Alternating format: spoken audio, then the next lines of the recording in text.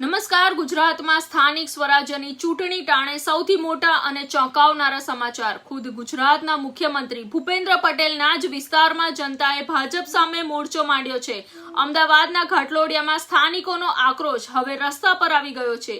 Community hall અને સ્મશાન ગૃહ જેવી પાયાની અને પ્રાથમિક સુવિધાઓ ન મળતા જનતાનો રોષ ભભૂકી ઉઠ્યો છે.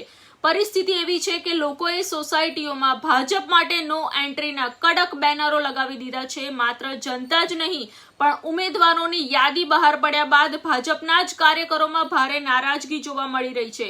મુખ્યમંત્રીના જ ગઢમાં હાલત ઉકળતા ચારુ જેવી બની ગઈ છે, જ્યાં ઠેર ઠેર વિરોધના સૂર સંભળાઈ રહ્યા છે.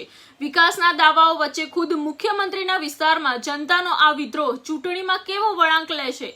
તમને શું લાગે છે? શું ભાજપ આ ડેમેજ કંટ્રોલ કરી શકશે? તમારો અભિપ્રાય કમેન્ટમાં ચોક્કસ જણાવો અને પળની ન્યૂઝ અપડેટ્સ માટે અમને ફોલો કરો.